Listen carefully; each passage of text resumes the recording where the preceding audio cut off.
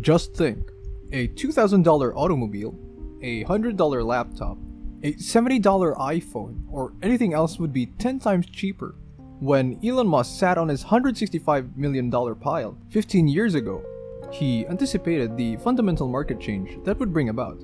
He imagined the amount of demand there would be for that $2,000 car, or a $100 laptop, or $70 iPhone. Welcome to the Financial Flow.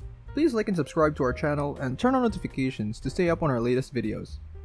All of Elon Musk's ventures are based on some of the most basic tenets of economics. While starting a business isn't necessarily a new endeavor for him, he's striving to do it correctly. PayPal was a major source of early wealth for Musk. He established X.com in 1999, which Confinity, the firm behind PayPal, quickly acquired. He had an 11.7% stake in PayPal when eBay bought it in 2002, which equated to almost $165 million. It's no secret that the public's interest in space has dwindled since the Apollo period, but Elon Musk has always been a huge fan of space research. In light of this, he decided to utilize his newfound wealth to launch a rocket that would deliver a small, portable greenhouse to Mars, where it would be used to produce plants.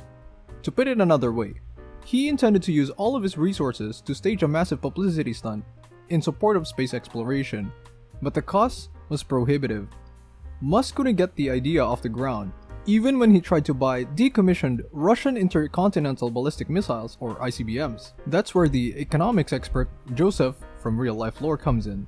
He's here to explain why the space launch sector is ready for disruption. Before SpaceX, the firms developing and launching rockets and spacecraft were essentially aggregators. They purchased engines, guidance systems, and a slew of other parts from several firms to put together a functioning rocket. However, each of the several component suppliers had its own component suppliers in order to produce its own product. It's not just the component manufacturers who have to cover their development and manufacturing costs.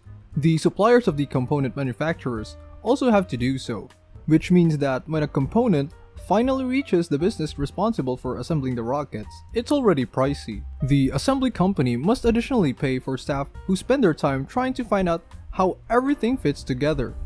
SpaceX, on the other hand, is unique in that it manufactures 85% of the components it utilizes, allowing it to produce parts at a lower cost. While it would have cost $50,000 to $100,000 per if SpaceX had purchased their radios outside, they only cost $5,000 to produce. Because they are developed in-house, a significant reduction in costs. Tesla's business model is quite comparable to that of SpaceX. Let's speak about that for a minute. At least for the time being, Tesla does not manufacture the majority of the 5,300 pieces in a Tesla car, including the battery. So, few businesses are able to create competitively priced batteries because of the difficulty of making them. 63% of all batteries are produced by Panasonic, BYD, and LG Chem together. That means that Tesla's lowest battery pack, the 50 kilowatt variant, costs $10,000 merely to build. It's a substantial expense that can be minimized when trying to resell a $35,000 car for a profit. By working with Panasonic to establish their own facility, Tesla hopes to cut the price of its batteries by 30%.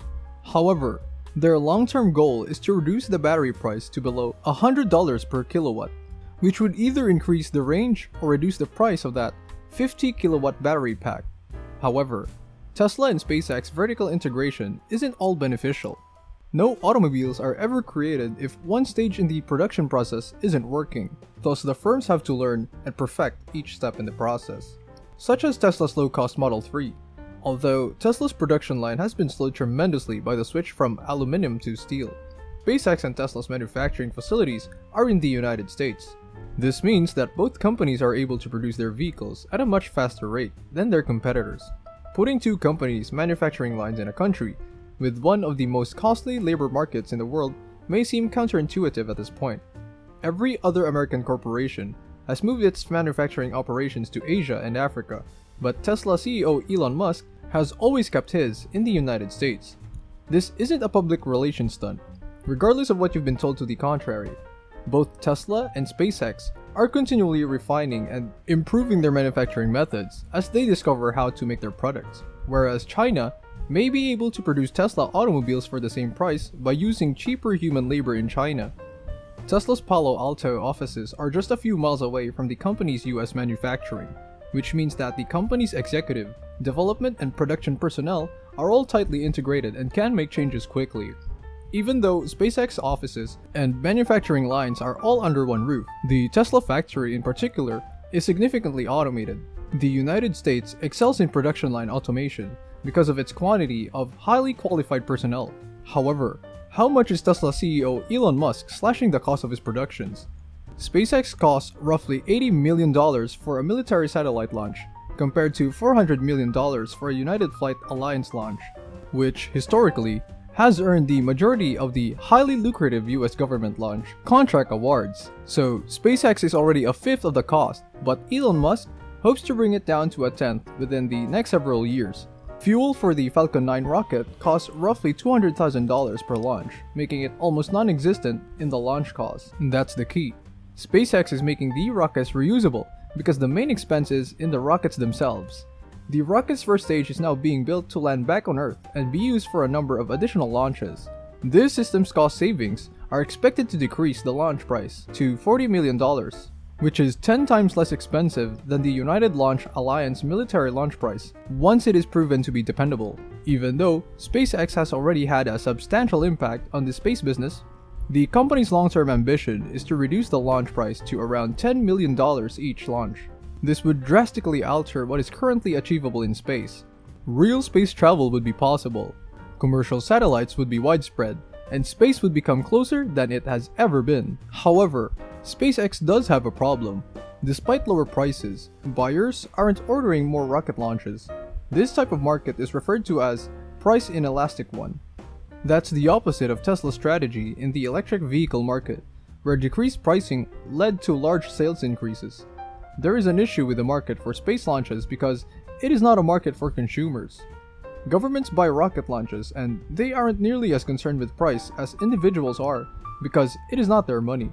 For example, the US Air Force has decided that it needs to launch a specific number of satellites each year for national security concerns, and they'll pay whatever it takes to get it done. SpaceX was founded by Elon Musk, whose life purpose is to send humans to Mars. He needs money to accomplish so, and he needs a lot of money. A high-speed internet constellation is being developed by SpaceX, and it's currently being tested in orbit. Over the Earth's equatorial region, thousands of small satellites will be launched into low Earth orbit, and anyone may connect to the network using a cheap ground receiver. SpaceX might make $30 billion a year if only half of the 7 billion people who live within its service area sign up for its services. SpaceX expenses would be significantly cheaper than those of its competitors because the company would be responsible for manufacturing and launching satellites. Since the entire business part of SpaceX exists to help fund Elon Musk's future space exploration plans, the company is not listed on the stock exchange like Tesla. Elon Musk is not interested in making money with SpaceX. He wants to go to Mars. He doesn't want to be the subject to the interests of investors or the bottom line. Because of this, Musk has publicly said that SpaceX would not go public until it has established regular flights to and from Mars, and he appreciates investors for their grasp of the basic economics that may not be far off. Thanks for watching. Don't forget to leave a like and subscribe to our channel for more content like this. Have a good one.